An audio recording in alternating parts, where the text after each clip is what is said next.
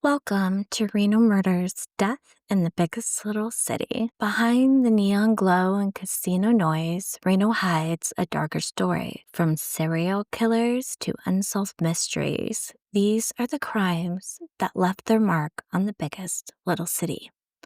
I'm your host, Becca, and together we'll dig into the case that proves Reno isn't just flashing lights and slot machines. It's a place where shadows linger and sometimes they bite. Yes, welcome back.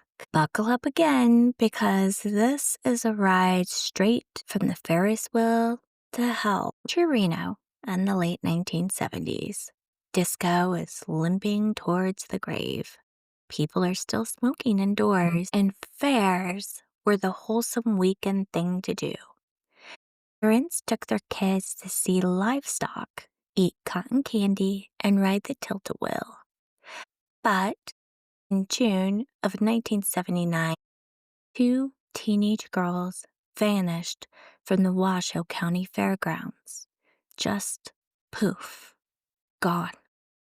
And the city started realizing there was a predator hunting in the most ordinary places. That predator actually was predators, plural. Gerald and Charlene Gallego, a killer couple. You could think of maybe Bonnie and Clyde when you hear killer couple, but that would only be if Bonnie was a doormat and Clyde was a sadistic misogynist with a creepy van. So trigger warning on this one because I found it hard to read when I was researching it. So that makes me think some of you might find it hard to hear. It involves very young teenagers, 13, 14-year-olds, and they're being abducted and murdered. It's extreme and violent. So just heads up there. Gerald Armand Gallego. He was born in Sacramento in 1946. His dad was literally the first man executed in Mississippi's gas chambers. Gerald grew up angry.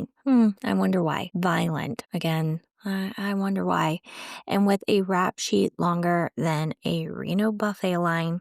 He had this routine. He liked to dominate women, use them, toss them aside. He'd already racked up multiple marriages and assaults before he even met Charlene. And Charlene Adele Gallego, well, she was 14 years younger, a girl from Sacramento, raised in a family with money, privilege, and apparently zero ability to recognize a sociopath when he came a-knockin'. Gerald fed her drugs, promises, and control. She fed him victims. Together, they became predators of opportunity. Gerald, he bragged that he was training Charlene to be his partner in crime, like it was some twisted mentorship program.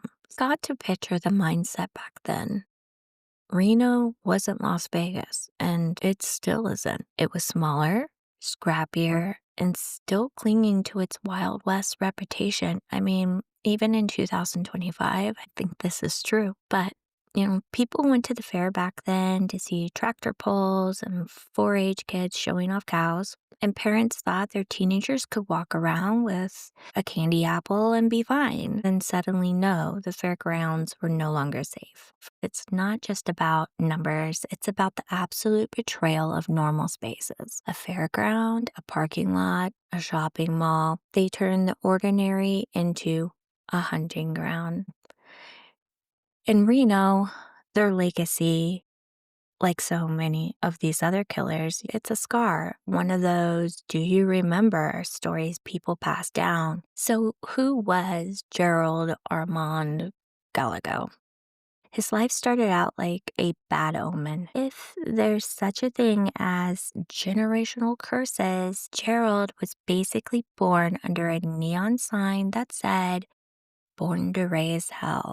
Why was Gerald's father put to death in Mississippi? Well, Gerald Albert Gallego was in big trouble in California and took off while on parole to Mississippi of all places. The records report he was a cop hater. They had found out he was wanted in California, so instead of just doing his time like a good boy, he decided it was a better idea to plan an escape and murder a police officer. Wow. His dad was a total POS and a complete idiot. Gallagher had beaten and disarmed the officer in jail before forcing him to drive him towards Alabama. He then killed the officer just hours after he committed a robbery at the American Bank and Trust in Mobile, Alabama. They arrested him again and sentenced him to death for killing the officer. While awaiting execution in Mississippi, Gallagher attacked a jailer by hurling cleaning acid in his eyes. He then beat the jailer to death with a pipe. And this is when he was executed at the Mississippi State Penitentiary after the state switched from hanging to the gas chamber. I tell you all of this because I think it's important to understand who the serial killer's father was. This was his dad. What a great role model. Gerald had pretty much a non-existent relationship with his father, though. He was born while his father was in San Quentin State Prison for auto theft. Young Gerald was raised in this dysfunctional and abusive environment with his mother and her various boyfriends. However, he was well aware of his father's escapes from various prisons, the murders his father committed, and of course, his father's execution. That can't be good for a kid's psyche. Meanwhile, Gallagher is being raised by an abusive and neglectful mother. His mother was a sex worker and she had a string of abusive boyfriends coming in and out of the home. Gallagher and his siblings were regularly beaten and neglected. He was often left hungry and dirty, and some of his mother's clients even sexually abused him. This is all just a recipe for disaster. This is just a recipe for disaster because now you're dealing with nature versus nurture.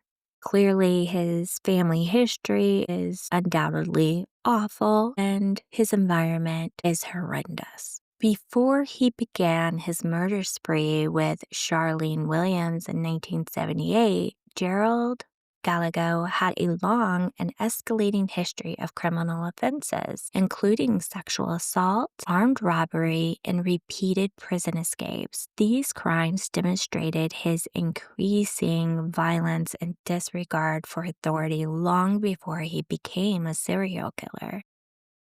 Meanwhile, he gets married, and I say meanwhile, but he got married 7 times. He was married 7 times. And then it just gets worse. It was later revealed that Gallagher was also sexually molesting his own daughter from the ages of 7 to 14. So this man, even though he had a absolutely horrendous upbringing, he was clearly a despicable human being. The specific names and detailed histories of his 6 wives, because one of them he married twice, are not publicly available. However, the reports of his criminal behavior during those relationships is available. He would abandon his partners after they ran out of money, which suggests his marriages were driven by selfish and predatory motives. His second wife was interviewed and she was quoted as calling him a perverted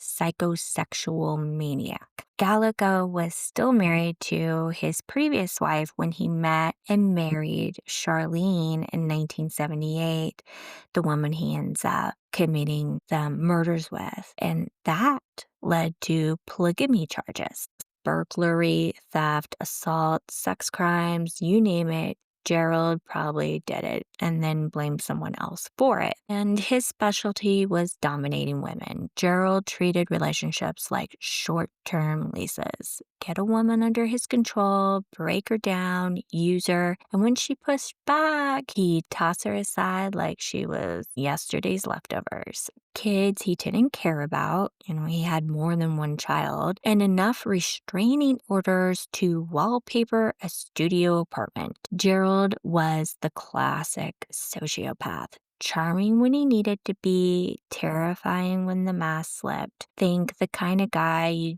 bring you flowers in the morning and then threaten your life at night.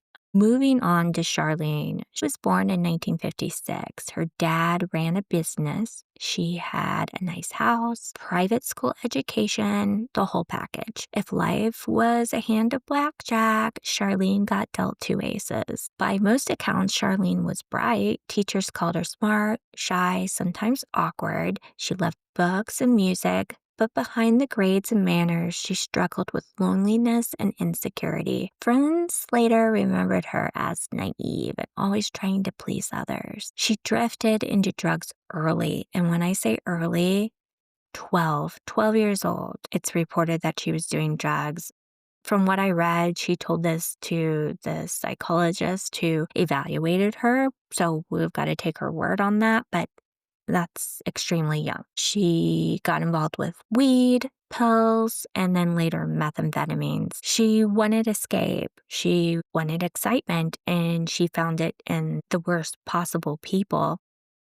Despite growing up in upper middle class in a financially stable family, Charlene rebelled against this seemingly idealistic life. She dropped out of college. She became very promiscuous and developed a really heavy drug habit, messing around with meth and heroin. This behavior may have been her attempt to find excitement, right? Or a form of self-medication to cope with internal conflict and a desire to escape. But I think there's a lot more to her story, and the truth is we're just never going to know the whys. She reportedly, and this is the other thing that baffles me, she reportedly had a high IQ.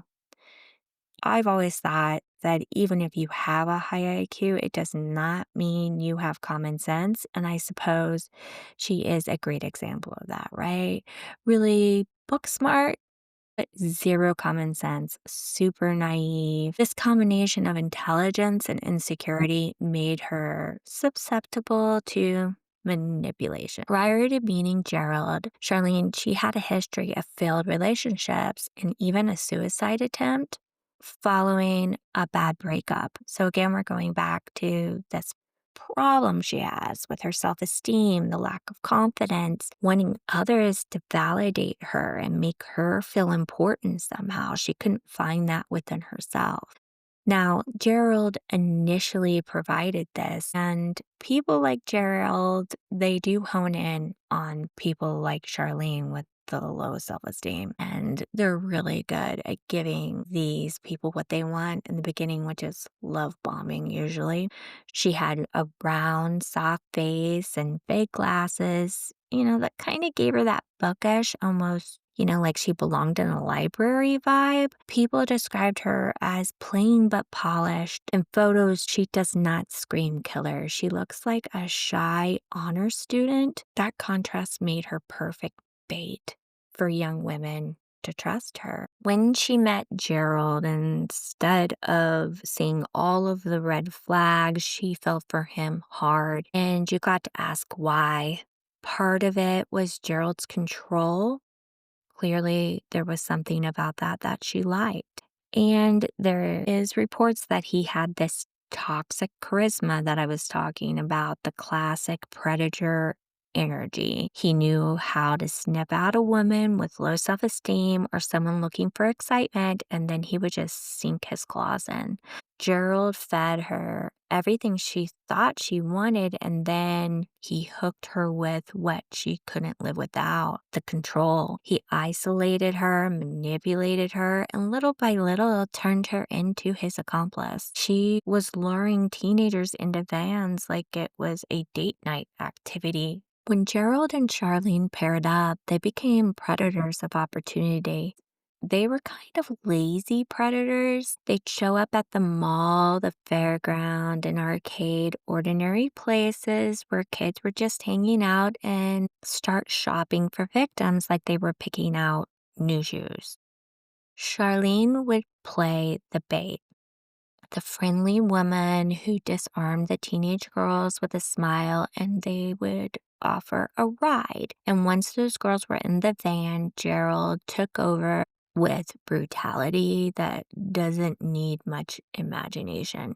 Gerald was a master manipulator, and Charlene's psychological vulnerabilities made her a prime target. He maintained control over her through a mixture of his charm, his abuse, and coercion. Charlene exhibited symptoms of Stockholm Syndrome, a condition where a captive develops a psychological alliance with their captor. In Charlene's case, she was both a captive of Gerald's dominance and an active participant in its crimes, enabling role in sadistic fantasies. After Gerald experienced impotence issues, he demanded that Charlene procure sex slaves for his sexual gratification. Her cooperation in luring and abducting victims demonstrates a level of complicity that goes beyond mere coercion. Her need to please Gerald, coupled with a thrill-seeking nature from her own drug use and promiscuity, enabled his escalating sadistic fantasies to become a reality. Now, I really want to talk about the victims. The first known victims were Kippy Vaught and Rhonda Scheffler. September 11th, 1978. They were kidnapped from a shopping mall. Their bodies were discovered in a field east of Sacramento. They were lured into the couple's van by Charlene.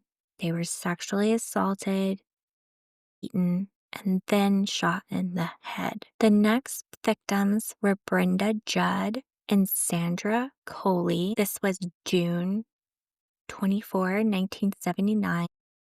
They were abducted from the Washoe County Fair in Reno, Nevada. The remains were found 20 years later in a remote Humboldt sink area. Again, they were lured by Charlene with an offer of work. They were told that they just wanted them to hand out flyers around the fair, and they would give them, like $10, which back in the 70s was a decent amount of money, especially for a 13 and 14-year-old. They were sexually assaulted in that van, and then they were beaten to death with a hammer and a shovel. Next, we have Stacy Radican and Karen Twiggs. They were murdered on April 24th, 1980. They were kidnapped from Sacramento, California in a shopping mall. Their bodies were discovered in shallow graves in Limerick Canyon in Nevada. They were lured by Charlene again with the pretense of sharing marijuana this time. After being sexually assaulted, they were viciously bludgeoned to death with a hammer. They then abducted Linda Aguilar on June 7th, 1980. She was picked up while hitchhiking in Oregon. Her body was found in Gold Beach, Oregon. She was sexually assaulted, beaten with a rock, and buried alive. Aguilar was 4 months pregnant. There was also Virginia Mochel. On July 17th, 1980, she was abducted from a bar parking lot in West Sacramento. Her body was found in a canal in Clarksburg, California. She was sexually assaulted and then strangled with a cord. The last known victims are Craig Miller and Mary Sowers. So this is a little different this time. It is a man and a woman. This was on November 1st, 1980. They abducted them from a shopping center parking lot in Sacramento. This was their downfall. It was a very sloppy abduction, and unlike the other ones where Charlene had basically talked the young ladies into the van, lured them in. This one instead was more spontaneous because he just wanted to abduct someone. He wanted to do it right then and there. He saw Mary Sowers. She was standing there with a male who was her fiance, and he didn't care. So he pulled out a gun and he forced them into the van. Charlene, she provided explicit and gruesome accounts of these specific murders, confirming evidence investigators had already collected and revealing new information about unrecovered victims. Stacy Radican and Karen Twiggs, Charlene recounted how she lured those two teenage girls from the Sacramento Mall. She described watching Gerald sexually assault them in the van and numerous other things. She described the brutal bludgeoning of these girls with a hammer, noting that it sounded like a loud splat, like a flat rock hitting mud, was the quote. And then Linda Aguilar, the young lady who was pregnant, Charlene testified about the murder of the 21-year-old in Oregon. She described how she was sexually assaulted before being bludgeoned and buried alive on the beach. She was obviously unconscious and ended up dying from her injuries. Charlene recounted how Gerald had abducted that young couple from the parking lot, and she described watching Gerald shoot and kill Craig Miller before driving Mary Sowers to their apartment, where he raped her for hours. Charlene then drove Mary to a rural area with Gerald where he shot and killed her. People still argue, was Charlene a victim of Gerald's manipulation or a willing accomplice? Truth is probably somewhere in the middle. The only time she said anything is when they got caught, and it was only so that she could get a shorter sentence. She was definitely controlled. She was definitely terrified of him, but also she played her part over and over again, even when she had chances to run, even when she had chances to go to the police. The reality is Charlene wasn't, an evil mastermind, but she wasn't innocent either. She was the girl from the good family who became the woman coaxing kids into their deaths. And that transformation is almost as chilling, if not, well, just as chilling as Gerald's violence. Although 10 murders were officially confirmed through Charlene's testimony, there is possibilities that Gerald and Charlene killed other people. Authorities investigated them in connection with other unsolved murders and disappearances. Those victims that the police do consider potential, just unconfirmed, are Sandra Kay Butler. She was 16 years old. She disappeared from Sparks, Nevada in June of 1978, and she was last seen on her way to the Washoe County Fairgrounds, the same fairgrounds from which the Gallegos abducted Brenda Judd and Sandra Coley almost a year to the day later. Authorities believe Butler was most likely a victim of the Gallegos, but neither confessed, and her remains were never found. Other disappearances, the FBI and other law enforcement agencies continue to review missing person cases from this time and locations where the Gallegos were active, since the couple was last known to travel between California, Oregon, and Nevada. The list of potential victims could be larger than the 10 that they confessed to.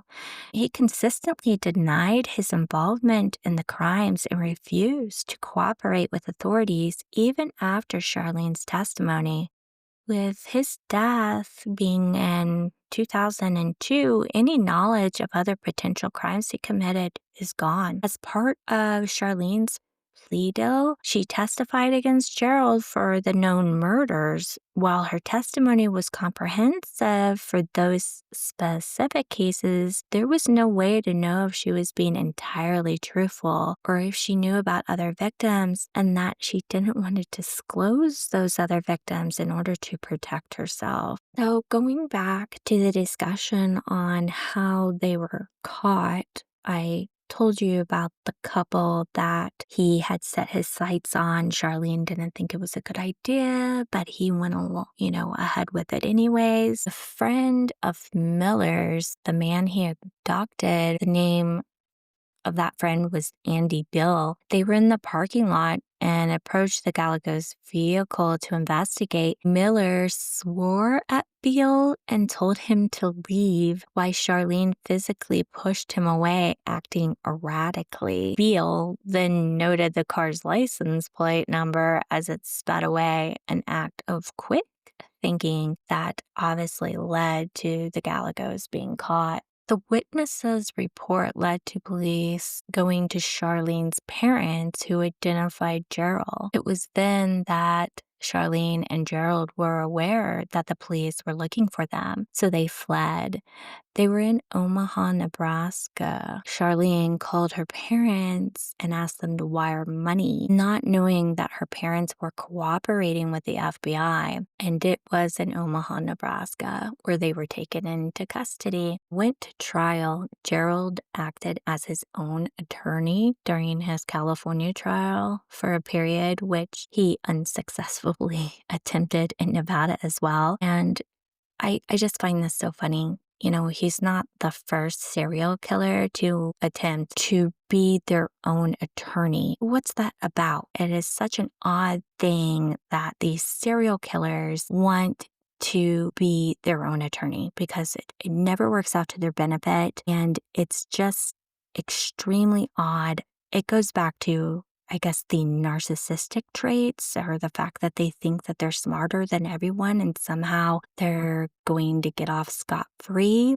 Ted Bundy was his own attorney, and you have the dating game killer, Rodney O'Cal. He did that too. He was his own attorney. There's several. It's just a really odd and ridiculous thing to do. During his trials, Gallego made false accusations. He blamed Charlene for the murders of Miller and Sowers and accused a prosecutor of selling his life story for profit. In his final statement to the jury in his 1999 penalty hearing, he admitted guilt and offered an apology. He remained defiant during the sentencing, shouting, "You sentenced me to death with no damn evidence at all." That was his quote. Yeah, no evidence at all. Okay, buddy. So now it's time to dive into the psychological insights. And if you have been listening to my podcast, you'll notice that this is the part that I completely geek out on. So with Charlene, she testified that when Gerald began struggling with impotence in their relationship, he started chasing arousal through involuntary victims. In other words, when consensual sex stopped working for him, he escalated to abducting and killing. Experts testified that Gerald derived pleasure from fear. The torture was part of the ritual. It wasn't just about killing, and you've heard this before. It was about control, dominance, and cruelty. So, sexual sadism.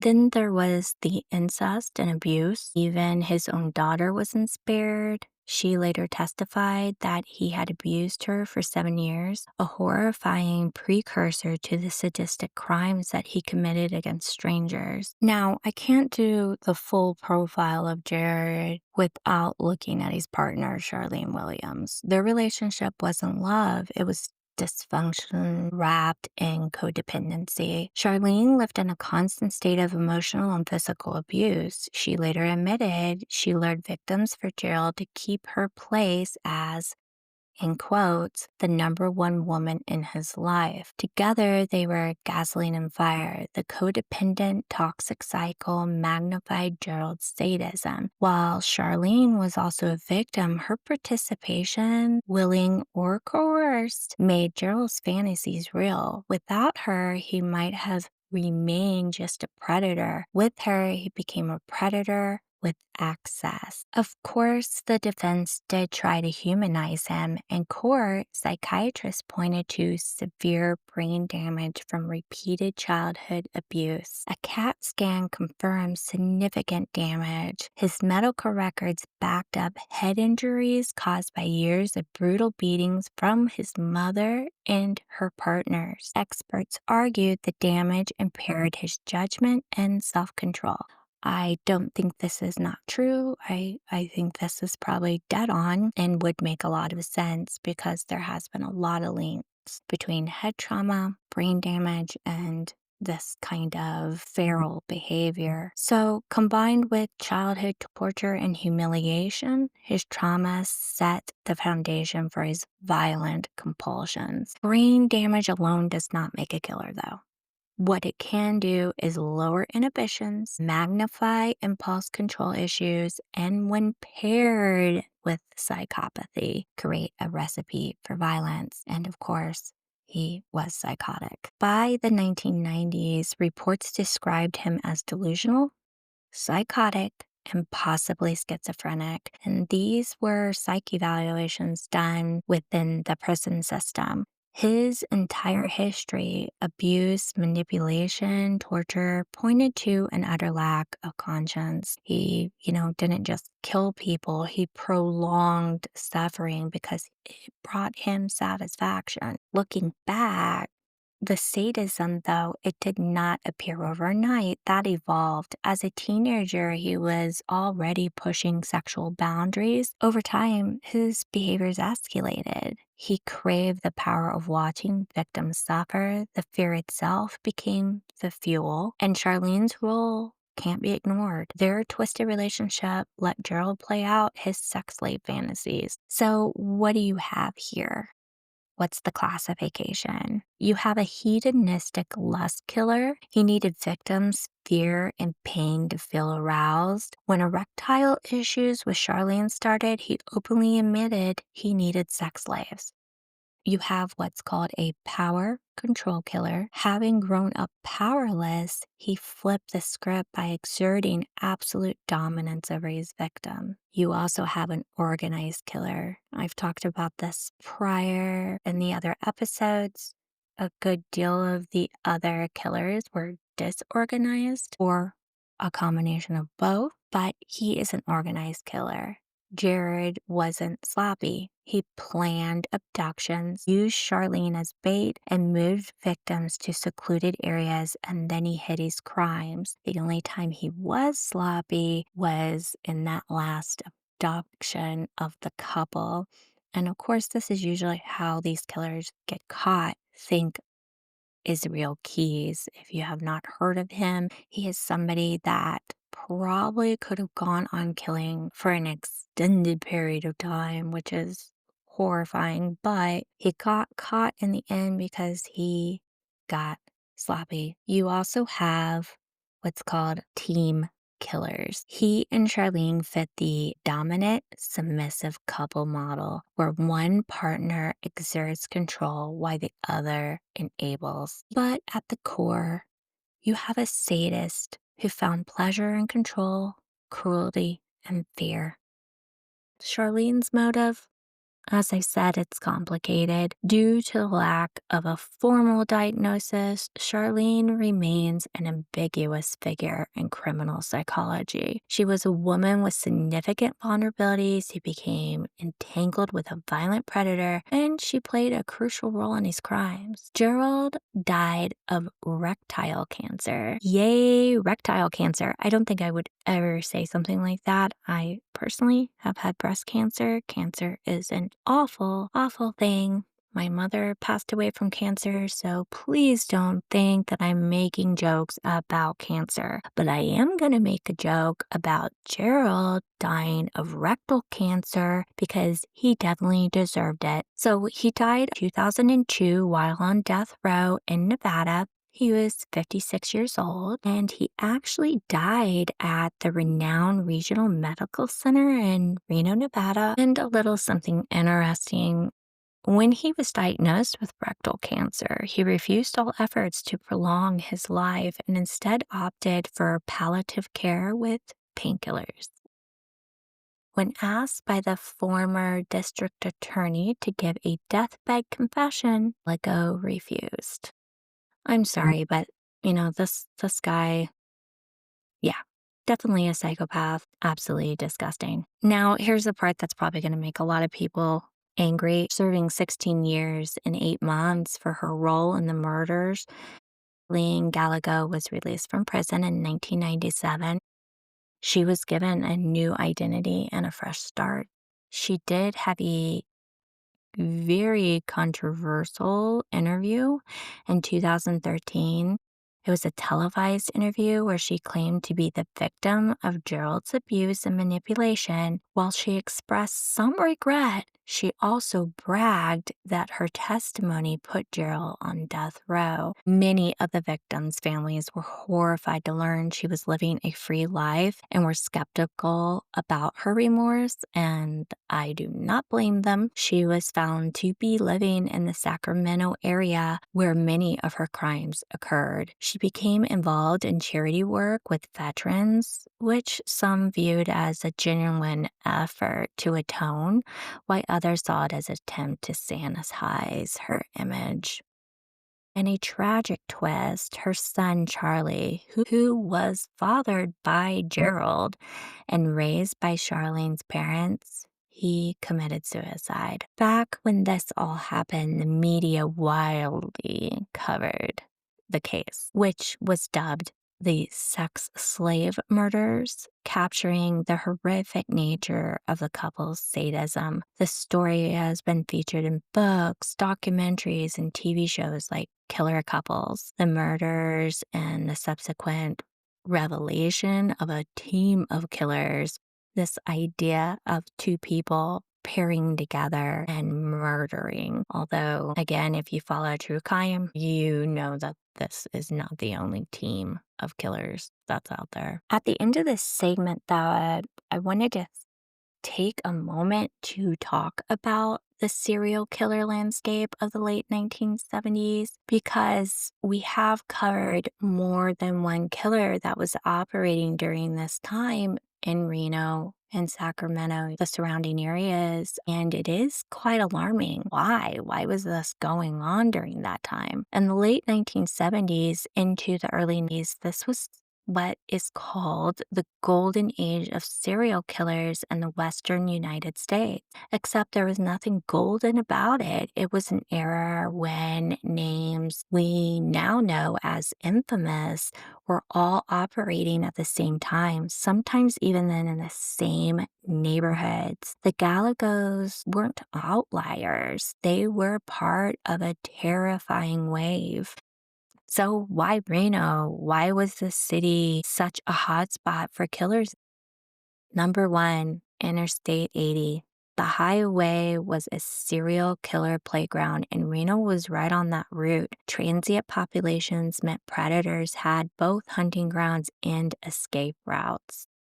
Casinos brought in waves of tourists, runaways, and sex workers, people often far from home, disconnected, and vulnerable. Reno's reputation as a place to disappear or reinvent yourself gave cover to people like the Galagos. Victims and predators alike could vanish into the shuffle. Back then, police departments didn't share information the way they do now. Moving between California, Nevada, and Oregon, the Galagos took advantage of those blind spots.